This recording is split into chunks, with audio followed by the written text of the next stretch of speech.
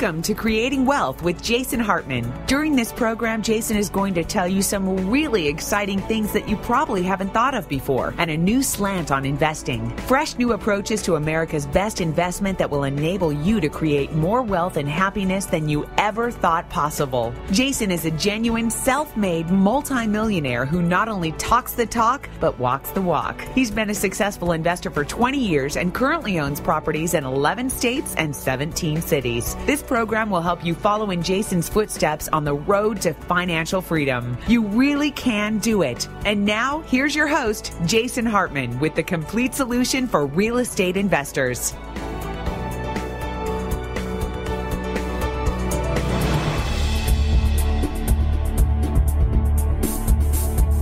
Happy New Year and welcome to the Creating Wealth Show. This is episode number 198 and this is Jason Hartman, your host. Thank you for joining me today. Today we're going to talk about freelancing, actually becoming a wealthy freelancer with Steve Slaunwhite. He was on a prior show, talked about copywriting back then. Today we won't be on the real estate investment track. Best way to create wealth, of course, is with income property, but the best way to create quick income is with some of the business topics we cover on the Creating Wealth Show. So I hope you enjoy this interview and I hope you have made your New Year's goals and New Year's resolutions, and I hope one of them includes joining us for the Meet the Masters event in March. You can still get in on some early bird pricing. Remember, prices increase as we get closer and closer to the date, but many people have registered so far. Do yourself a favor. Don't miss out. Make sure you are at our 3-day Meet the Masters event in Orange County, California. It's going to be better than ever this time. We only do this event twice a year, and it is highly, highly critical that you get there in March. Plan in advance,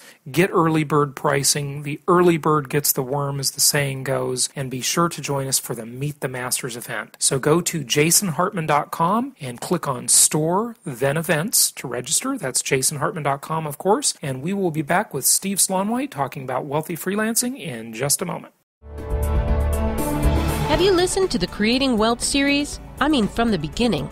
If not, you can go ahead and get Book 1, that shows 1 through 20, in digital download. These are advanced strategies for wealth creation. For more information, go to jasonhartman.com. My pleasure to welcome Steve Slaunwhite. He is a freelancing expert, and I know that many of you, from what you tell me, are interested in starting a side business, in ramping up a business that you already have, in having a plan B. Maybe you've just been downsized, right-sized, or outsourced, and you want to have your own thing. And I think that's a very empowering move in America today, or anywhere around the world, really, because there's high job insecurity. And Steve is really an expert on how to become a wealthy freelancer, which is the title of his new book. Steve, welcome. Well, thank you very much, Jason. It's great to have you here. Tell us a little bit about the Wealthy Freelancer, and this is sort of a commentary on what is going on in the world today with so many changes, and it's just a different game. The playing field has really changed on people, hasn't it? It certainly has. The old notion of job security, even in big corporations and even government jobs, is going by the wayside, as you know. And these days, people have to really think about their careers and their income in a more entrepreneurial way in order to achieve a sense of security. I mean, the good news is, though, that it is achievable, and you really can create a kind of security for yourself despite what's going on in the job market. And one of the ways you can do that is with freelancing. I remember when the dot-com era was really upon us in 1999 and 2000, and you really started to see this whole freelancing movement crop up. In fact, there were websites developed around it, many of which are still around today, and you, I'm sure, are well aware of them. But what does it really mean to be a freelancer? I mean, it conjures up images of someone who does an odd job here or there, really. What do you mean when you talk about it? Well, to be honest with you, the term freelancer or freelancing does have some baggage, because there is some people who think of freelancing as something that you do on the side that's not really a serious business, that you're in between jobs, and so you're just going to do some freelancing to make ends meet until you get another job and things of that nature. The fact is that there is a growing community of people who have built freelance businesses, either part-time or full-time, that have been hugely rewarding for them. Rewarding in terms of the clients and projects they get to work on, rewarding in terms of the income they can earn, and especially the rewarding in terms of the lifestyle they can build as a freelance professional. And we're entering an age where being a freelance or solo professional is, and not be employed, but be self-employed, is something that can be very, very rewarding in many different ways, even financially. You know, I can't tell you the number of times, Steve, I've heard the story, one of my friends or clients or whatever it may be, either being laid off or quitting their job and then going back to work for the same employer on a consulting basis, working half the number of hours and earning pretty good income from it. Sometimes it's a real blessing. That's right. In fact, if that ever happens to you, if you know, anybody in the audience, if they happen to lose their job or get downsized or right-sized or whatever it may be, one of your best moves is to contact your previous employer about freelancing opportunities, because they already know your skill sets. They know you and they trust you, hopefully. You left on good terms. And they can be, your previous clients can be a great source of work. It can be your very first client. No question about it. That's a very, very good reason not to burn any bridges, that's for sure. So what kind of work are freelancers doing nowadays? Oh, there's probably over, I think when we were researching the book, over 160 freelance categories. You know, there are freelance writers, freelance graphic designers, freelance project managers, freelance event planners, just about every kind of service or skill or talent that you can possibly offer can be put into a freelance business of some kind. I even know someone who's a freelance recipe creator. She creates recipes for brand name products.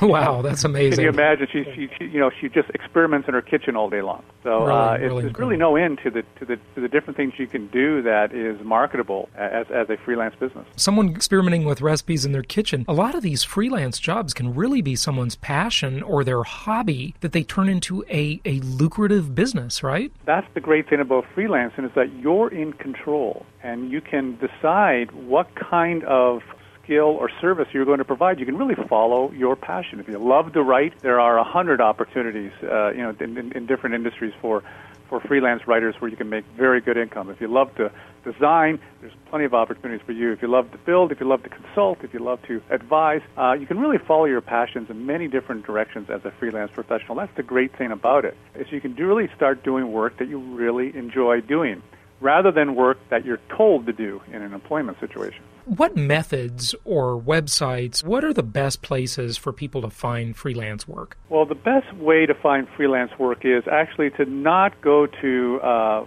those freelance job sites you find on the internet. Now, some of them are good, and they're a good supplement to your marketing efforts, but you will really get farther along in your freelance business and earn more money and get the kind of clients you want to get if you approach potential clients directly.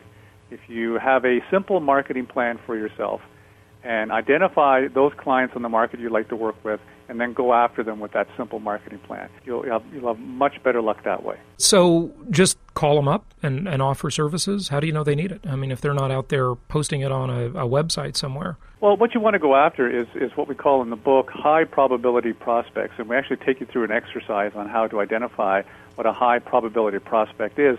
Basically, it's a potential client who has a high probability of needing the kind of service that you offer. For example, let's say, like I personally have a background in freelance copywriting, for example, writing marketing copy. So I know that the local machine shop down the street from me is a low probability prospect. They're not going to need that much marketing materials created, right? You know, they probably have a brochure that lasts them 5 years and that's it. So they're a low probability prospect.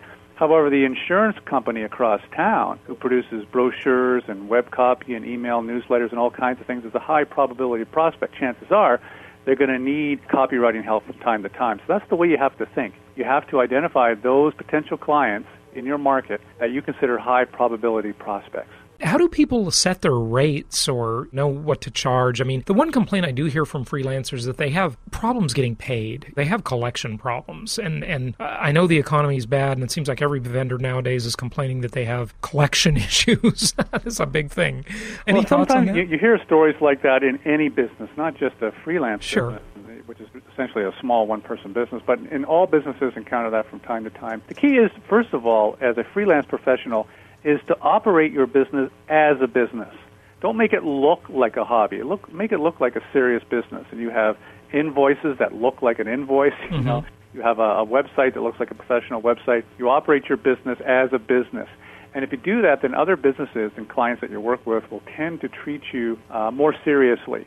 and they'll tend not to fool around when it comes to paying your invoices. And also, of course, be careful about clients that you select to work with. One of the great things about being a freelance professional, if you market yourself the right ways, is that you can, in a sense, choose your clients. You don't have to deal with any client that comes to your door. You can cherry pick clients if you market yourself effectively. And so choose those clients that are likely not to give you those kind of problems. And finally, a lot of freelance professionals, when they're working with a client for the first time, a new client, is they'll ask for a percentage of the project fee up front. And that's normal in many project categories. And any percentage suggestions there? 25 to 50%. I know in the creative freelancing areas where, creative writing services and design services and illustration services, the standard is actually a 50% of the fee up front. So I'm going to be a little skeptical here for a moment with you. We talked about one of the sort of maybe a little bit ugly sides is getting paid. Sometimes you have to chase after people to pay you. But are there some people, Steve, that are just not cut out for this? I mean, is there a certain personality type that tends to do really well in the freelancing arena and some personality types that it just doesn't work for them? It's just not a fit. Well, I'm surprised at, I work with and deal with and talk to and speak to a lot of people who are either freelancing currently or who are thinking about getting into freelancing. And I'm really astonished at how many contact me are a really good fit, even if they had no previous business experience. Now, saying that, yeah, I'm sure there is a certain percentage of people who really is not a good fit. That freelancing really isn't for them. But I would suggest to those people, hey, try it. If you think it's not for you, try it. Right. Even if you try it on a part-time basis or on a moonlighting basis or on the weekend, give it a go. Look at it as an opportunity. See where it takes you. And you might be surprised at how well you do in your own business. Yeah, and what you just mentioned there, I think, is really one of the key success rules to life in general, is if you want to succeed more often, you just got to increase your failure rate. I mean, just don't be afraid to try things. I cannot believe the number of people that I'll talk to, that I coach, etc., that they're just scared to make a try, a step. There is no harm in trying. At the very least, you will learn something. And at the very best, you may make a lot of money and open up a whole new area of success and enjoyment and freedom. And I think that's how people really learn stuff, is by just trying it, just jumping out. And you got to just jump in and get your feet wet and kind of see how it goes. You are absolutely right. And in fact, I also find even people who are trying freelancing, sometimes they'll stop at the first failure they get. They go after a couple of clients and it doesn't work out, or they get the first project and it's not a good experience. And they fail, and then they get frustrated and they stop, or they slow down, or they decide not to pursue it. Keep going. I remember when I started freelancing over 15 years ago, when I started as a freelance copywriter, I was actually laughed out of an ad agency that I had a meeting with. I went to see this ad agency, and here I was, this 30-year-old freelance copywriter, and who didn't have a lot of experience at the time, and I was literally laughed out of the office. Can you imagine how I must have felt? But I didn't let that stop me. I said, okay, well, that happens. That hurt a little bit, but I'm not going to let that stop me from succeeding. So don't let failure stop you. Failure is actually a normal course. A normal event on the road to success, and you can learn a lot from failure. If you're not failing enough, then you're probably not doing enough. No question about it. One of my favorite quotes, you can't steal second base and keep your foot on first at the same time. You got to just go out and do it. I'll have to remember that one, Jason. It's not mine, but can't remember who said it, but it's a great quote. So here I'm going to be just a little skeptical with you again for a moment. I know a lot of freelancers. I coach freelancers. I hire freelancers. I've dealt with freelancers for years now in my business. And I don't see too many of them who are what I would call wealthy. Now, they're wealthy maybe in time and freedom, because they're not sitting in a cube all day. They can make their own schedule and so forth. But they seem to really mostly, Steve, just be worker bees. Are there any opportunities in the freelancing world for outsourcing as a freelancer, for scalability, for ramping this business up to something big? Tell us what you mean. That is one option, Jason, is that you can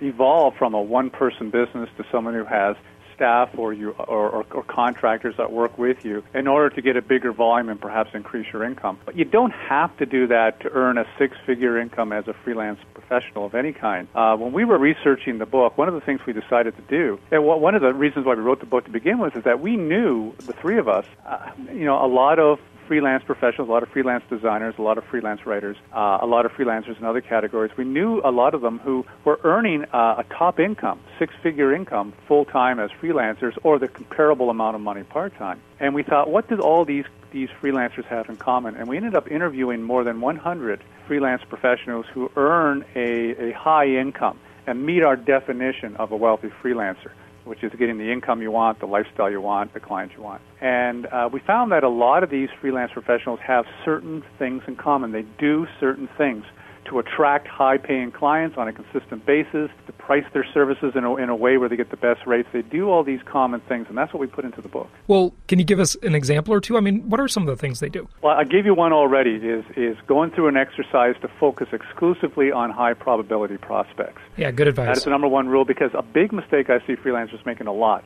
is they go after clients who are low probability.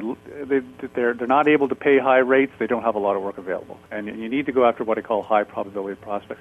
Here's a couple of other tips as well that we found among the six-figure freelancers. One of them is freelancers tend to price their work by the project rather than by the hour. I don't know if you ever dealt with a freelancer and you ask them how much they charge for such and such a project, and they'll tell you, $35 an hour. Or $50 an hour. Really a bit meaningless to you. What's the next question you ask? How long will it take? How long will it take, of course. The smart freelancers don't do that. What they do is they look at your project and charge you a fixed project price. When they charge you a fixed project price, here's the benefit to the freelancer. The faster and better they get at what they do, right, the more money they make. And you don't care because you have a fixed project price, which is something you like, right? Sure, I can control my cost as the control your customer. cost. Sure. And if they're slow, if a freelancer is slow and sluggish, you don't get charged extra for that, which is unfair. So that's one of the things we found in common with these top paid freelancers. They charge project fees, they don't charge hourly rates, and as a consequence, when you look at how much they're making per hour, some of them are making $150, $200, $250 an hour. Working on projects because they learn to work on these projects very fast and efficiently. Let me take a brief pause. We'll be back in just a minute. Are you ready to begin making huge profits in mobile homes and mobile home parks? If so, check out Mobile Home University's Boot Camp in a Box.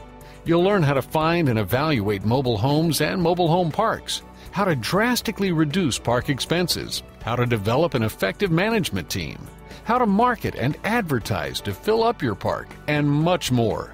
The Mobile Home University Boot Camp in a Box is available at special savings at jasonhartman.com.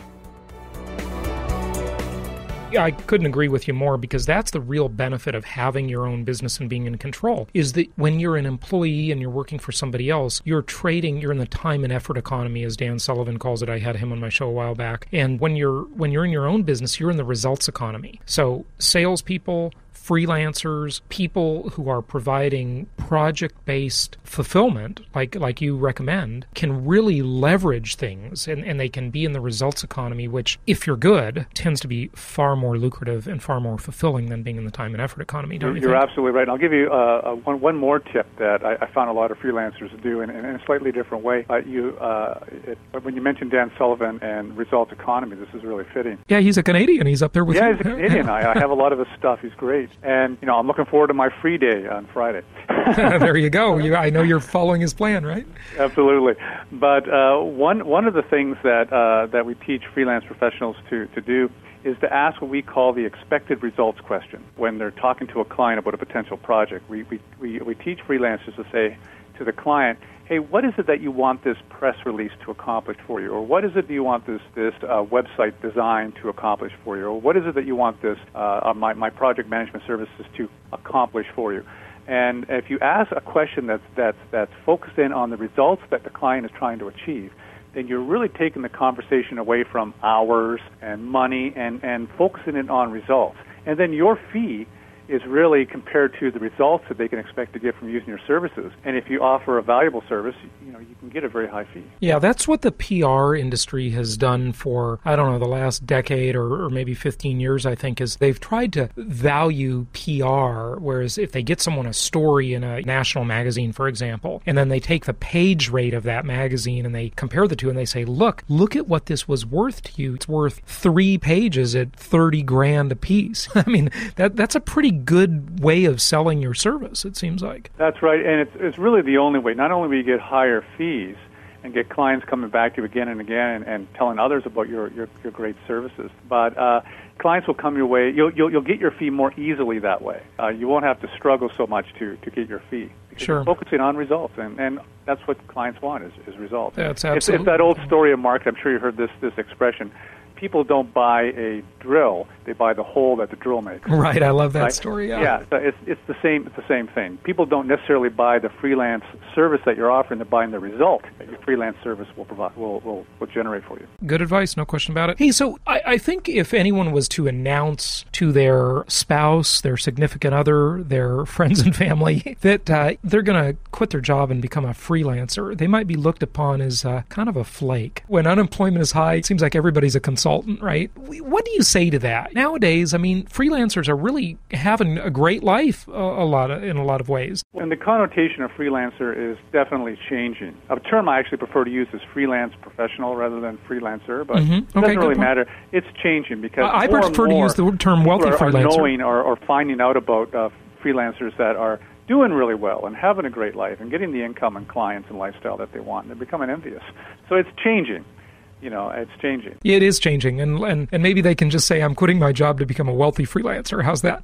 that might be a better way to do it. Yeah. There you go. So become a freelancer. You've lost your job. Don't need to go out and look for another job or look for another job as well. Is there an in-between? Is this a hybrid approach? What do you suggest? Well, if something happens and you're suddenly to lose your job, you didn't really see it coming, then you should definitely, if you want to get another job, you have that option of starting a comprehensive job search, and that can take a lot of your time. But consider freelancing either in addition to doing that, or decide to be a freelance professional, and that's your next job. Look at it as an opportunity. If you've been downsized or right-sized or laid off or whatever, I mean, it's not a pleasant experience. Look at it as an opportunity. You have an opportunity there to take skills and talents and interests that you have and create a business around that, a freelance business around that. And with the internet, you can connect with potential clients who really need what you have to offer all over the world. Yeah, there has really never been a better time based on the connected world in which we live to do this. It's reminding me, Steve, of that great story that the late, great Earl Nightingale tells about the person on the white horse. And it's during the Great Depression 7 decades ago. And it's really... that's a freelancing job, and the story goes something like this. Someone loses their job, and employers, every business that's still around and still in business, has signs they're putting up in their windows saying no help wanted, because they were just being bothered to death by all these people who are looking for work. And this guy, instead of approaching, I need a job, instead of approaching it that way, he went out and looked for target industries, as you recommend, target customers, and studied their industry and learned about the problems their industry had, and then he called up, he'd make the call on the employer, and he'd say, I understand your problems, and I think I can help you solve those problems. And that's the call everybody wants to take, right? Is a solution-oriented call rather than looking at it as though, here, it's another employee, it's another expense, and hopefully it's going to generate revenue. Here's a person offering solutions, and that's what everybody was just dying to hear. The person on the white horse. And that's exactly what successful or wealthy freelancers do, is that they approach their business like a business. They don't go out there and they don't go out there acting like temp employees looking for little temporary jobs from one client to another. They go out there with the attitude is I'm offering a valuable service of some kind, and it could be a valuable business service, a valuable personal service. I'm offering a valuable service that solves problems for people, that gets people results. It solves their problems or helps them achieve their aspirations, and they have that mindset, and that makes all the difference. Yeah, it sure does. Some people would say that would be listening and maybe toying with this idea. They might say, I have no experience running a business. Isn't this just a big undertaking to launch my own business? What do you say to them? I'd say this. Freelancing is probably the easiest business model to set up and run, because it's a one-person business in most cases. There's no brick-and-mortar building you have to buy. You can rent an office outside your home, but you can. Most freelance professionals work at a home office or an office set up in their home. All you really need is a computer, a phone, and an internet connection, and get your website up. It's really a very simple business to set up and run. It's not that complicated at all. You can sit down with a good basic book on how to set up a business and get it registered and whatnot in a day and master it. Where you're going to develop your business skills is over time and how you market yourself and how you price your services and the type of clients you learn to go after. Those skills develop over months, and you get better and better and better at them. But the basics are easy to master. Anything specific in a nutshell in terms of getting up and running? I mean, what do people need? Well, in addition to having their business legally registered, so it is a legal business, the most important part of your business is setting up a website.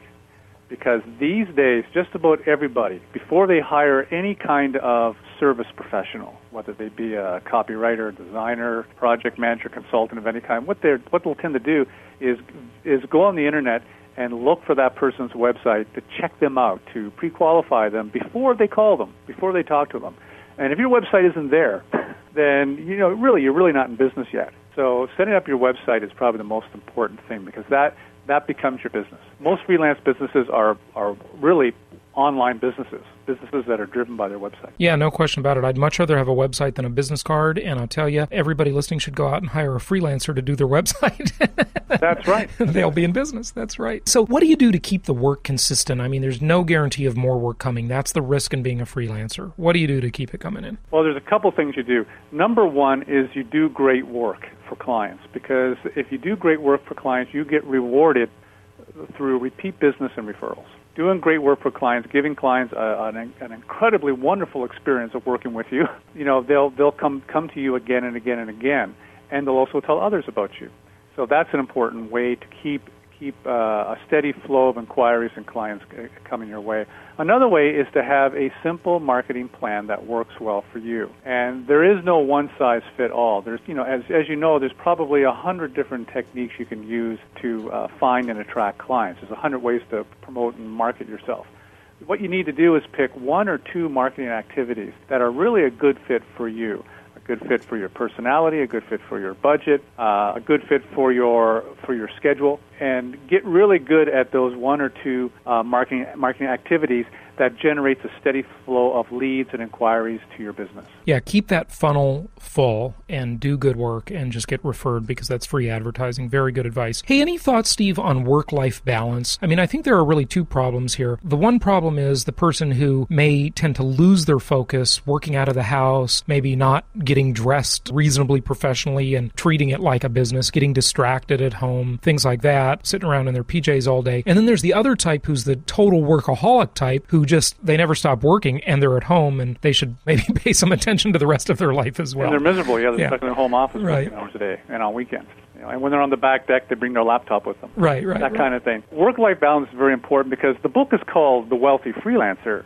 However, the way we define wealthy isn't just exclusively about money. It's about your income and the clients you work with, but also the lifestyle that you build. The work lifestyle, the life lifestyle, the work-life balance you build. That's very important. There's a third of the book is just on that. And you really have to strive for that, to build the lifestyle that you want to have.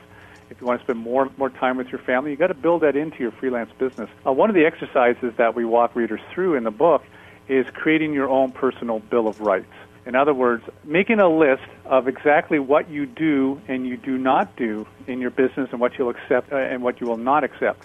One of the co-authors of the book, Pete Savage, he actually included his bill of rights in the book. One of his bill of rights is that I do not work on weekends, period. He just will not, because he's a family man, and his young family wants to spend time with his family.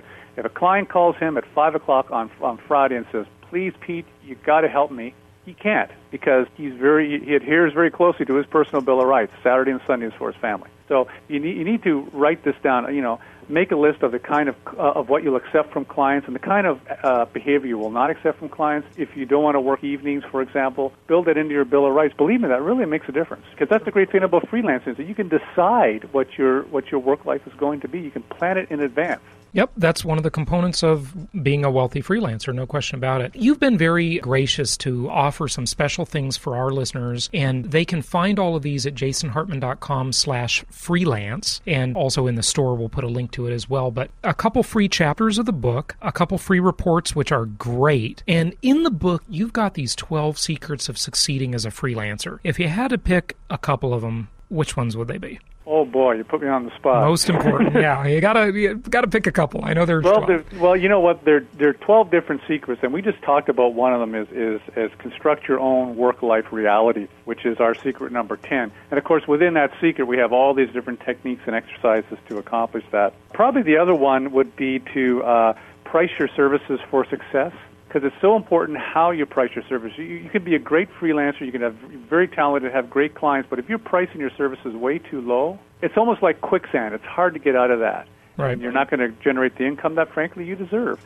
Or way too high, you're not going to get any business, right? So that's right, too. But you know what? I find that 99% of freelancers tend to price their services lower than they should be rather than higher. Right. And maybe that's kind of a self-worth issue there in understanding the value. It could be in fear as well. So using the right pricing strategy is not just how you set your price, but how you quote, how you discuss pricing with clients. If you do those things the right way, then you'll consistently earn top rates, and clients will be pleased to pay it. Good. So that's probably the other secret. That's secret number 7, and we get into a lot of details in the book about that. Well, good advice. Well, hey, Steve, anything you'd like to say in closing? And I just want to thank you again for sharing your wisdom today, but also sharing these great free gifts with our listeners. And that's 3 chapters of the book and 4 different free reports, which I'm looking at those, and they are awesome. I mean, direct mail secrets, landing more lucrative freelance projects, how to attract better clients in less time, increasing freelance income while taking more time off. I mean, these are all excellent information products. So thank you for that. Again, jasonhartman.com/freelance. You can find links to all this stuff. But what would you like to say to just sort of wrap this up and kind of promote the idea to the listeners? Look at freelancing as an opportunity to create the work and life that you love. It's worth the effort, because if you can do that, you can have really a wonderful life. I don't want to sound too much like a motivational guru here, but you can set things up in your freelance business to really love your work and to love the lifestyle and income that you build with freelancing. That's the great thing about it. So give it a try. Look at it as an opportunity. Learn what the wealthy freelancers do to make it happen, and then do the same. Excellent. Well, that's some good advice. Steve Slaunwhite, thank you so much for joining us today, and we really appreciate your time, your thoughts, and the free offers for our listeners. Thank you very much. Well, thank you very much, Jason. It was a pleasure. Now you can get Jason's Creating Wealth in Today's Economy home study course. All the knowledge and education revealed in a 9-hour day of the Creating Wealth Bootcamp, created in a home study course for you to dive into at your convenience. For more details, go to jasonhartman.com. This show is produced by the Hartman Media Company, all rights reserved. For distribution or publication rights and media interviews, please visit www.hartmanmedia.com or email media@hartmanmedia.com. Nothing on this show should be considered specific personal or professional advice. Please consult an appropriate tax, legal, real estate, or business professional for individualized advice. Opinions of guests are their own, and the host is acting on behalf of Platinum Properties Investor Network, Inc. exclusively.